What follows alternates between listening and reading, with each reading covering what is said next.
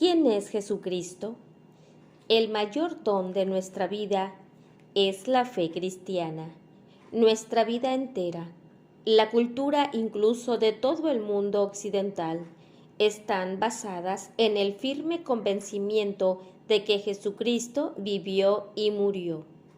Lo normal sería que procuráramos poner los medios para conocer lo más posible sobre la vida de aquel que ha influido tanto en nuestras personas como en el mundo. Y sin embargo, hay católicos que han leído extensas biografías de cualquier personaje más o menos famoso y todavía no han abierto un libro sobre la vida de Jesucristo, sabiendo la importancia que Él tiene para nosotros. Da pena que nuestro conocimiento de Jesús se limite, en muchos casos, a los fragmentos de Evangelio que se leen los domingos en la misa. Por lo menos tendríamos que haber leído la historia completa de Jesús, tal como lo cuentan Mateo, Marcos, Lucas y Juan en el Nuevo Testamento. Y cuando lo hayamos hecho, la narración de los Evangelios adquirirá más relieve si la completamos con un buen libro sobre la biografía de Jesús. Hay muchos en las librerías y bibliotecas públicas. En estos libros los autores se apoyan en su docto conocimiento de la época y costumbres en que vivió Jesús para dar cuerpo a la escuela narración evangélica. Para nuestro propósito bastará aquí una muy breve exposición de algunos puntos más destacados de la vida terrena de Jesucristo, Hijo de Dios e Hijo del Hombre, tras el nacimiento de Jesús en la cueva de Belén, la primera Navidad. El siguiente acontecimiento es la venida de los magos de Oriente, guiados por una estrella para adorar al rey recién nacido. Fue un acontecimiento de gran significación para nosotros que no somos judíos. Fue el medio que Dios utilizó para mostrar pública y claramente que el Mesías, el prometido, no venía a salvar a los judíos solamente, según su general creencia. El Mesías que habría de venir sería exclusiva pertenencia de los hijos de Israel y llevaría a su nación a la grandeza y la gloria. Pero con su llamada a los magos para que acudieran a Belén, Dios manifestó que Jesús venía a salvar tanto a los gentiles o no judíos como a su pueblo elegido. Por eso, la venida de los magos se conoce con el nombre griego de Epifanía, que significa manifestación. Por eso, también este acontecimiento tiene tanta importancia para ti y para mí, aunque la fiesta de Epifanía no es de precepto en algunos países por dispensa de la ley general. La Iglesia le concede igual e incluso mayor dignidad que a la fiesta de Navidad. Después de la visita de los magos y consiguiente huida de la Sagrada Familia a Egipto para escapar del plan de muerte de Herodes y su retorno a Nazaret, la siguiente ocasión en que vemos a Jesús es acompañando a María y José a Jerusalén para celebrar la gran fiesta judía de la Pascua. La historia de la pérdida de Jesús y su encuentro en el templo 3 días más tarde nos es bien conocida. Luego, el evangelista San Lucas deja caer un velo de silencio sobre la adolescencia y juventud de Jesús, que resume en una corta frase: Jesús crecía en sabiduría y edad ante Dios y ante los hombres. Esta frase, Jesús crecía en sabiduría, plantea una cuestión que vale la pena que consideremos un momento la cuestión de si Jesús, al crecer, tenía que aprender las cosas como los demás niños.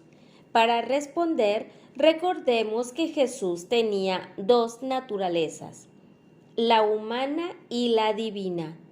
Por ello, tenía dos clases de conocimiento, el infinito que Dios tiene, el conocimiento de todo que Jesús, está claro, poseía desde el principio de su existencia en el seno de María. Y como hombre, Jesús tenía también otro tipo de conocimiento, el humano. A su vez, este conocimiento humano de Jesús era de tres clases. Jesús, en primer lugar, tenía el conocimiento beatífico desde el momento de su concepción, consecuencia de la unión de su naturaleza humana a una naturaleza divina. Este conocimiento es similar al que tú y yo tendremos cuando veamos a Dios en el cielo. Luego Jesús poseía también la ciencia infusa, un conocimiento como el que Dios dio a los ángeles y a Adán de todo lo creado, conferido directamente por Dios, y que no hay que adquirir por razonamiento laboriosos, partiendo de los datos que proporcionan los sentidos.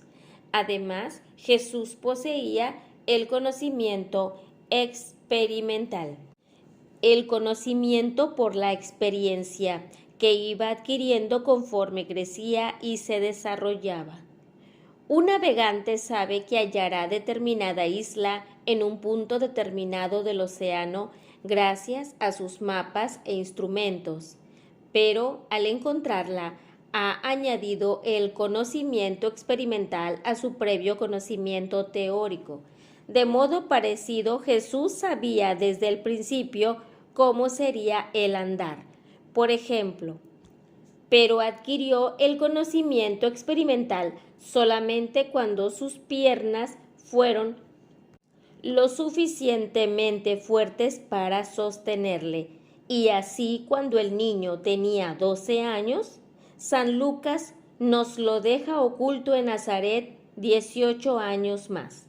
Se nos puede ocurrir preguntarnos por qué Jesucristo desperdició tantos años de su vida en la humilde oscuridad de Nazaret, de los 12 a los 30 años. El Evangelio no nos dice absolutamente nada de Jesús, excepto que crecía en sabiduría, edad y gracia ante Dios y ante los hombres.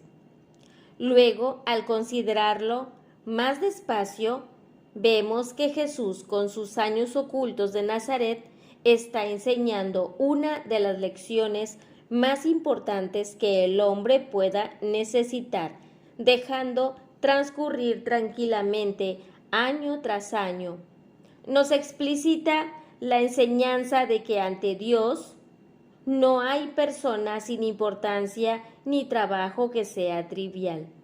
Dios no nos mide por la importancia de nuestro trabajo, sino por la fidelidad con que procuramos cumplir con lo que nos dedicamos a hacer su voluntad, por la sinceridad, por nuestras propias manos. Efectivamente, los callados años que pasó en Nazaret son tan redentores como los 3 de vida activa con que acabó su ministerio, cuando clavaba clavos en el taller de José. Jesús nos redimía tan realmente como en el Calvario, cuando otros le atravesaban las manos con ellos.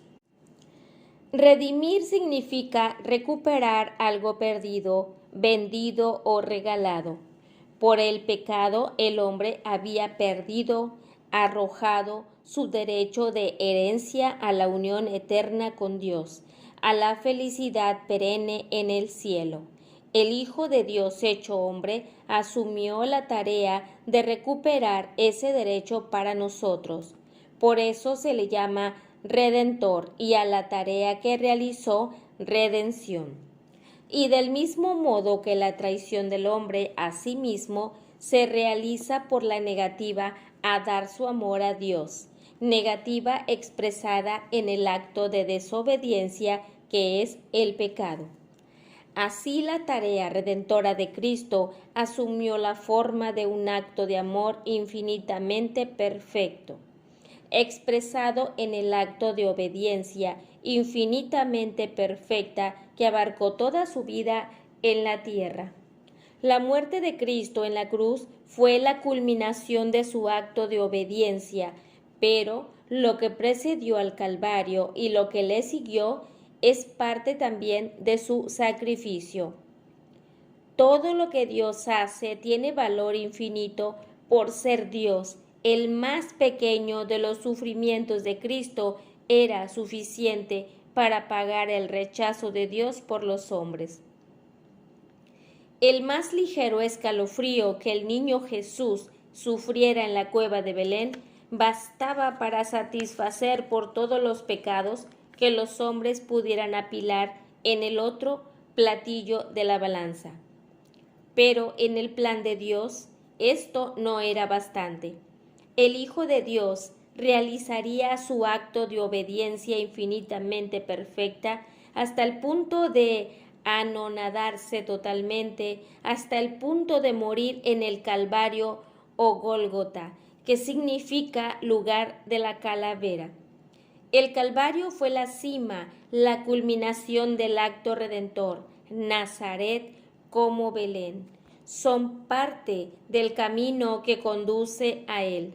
Por el hecho de que la pasión y muerte de Cristo superarán tanto el precio realmente preciso para satisfacer por el pecado. Dios nos hace patente de un modo inolvidable las dos lecciones paralelas de la infinita maldad del pecado y del infinito amor que Él nos tiene. Cuando Jesús tenía 30 años de edad, emprendió la fase de su tarea que llamamos comúnmente su vida pública. Tuvo comienzo con su primer milagro público en las bodas de Caná y se desarrolló en los 3 años siguientes. Durante estos años Jesús viajó a lo largo y ancho del territorio palestino, predicando al pueblo, enseñándoles las verdades que debían conocer y las virtudes que debían practicar si querían beneficiarse de su redención.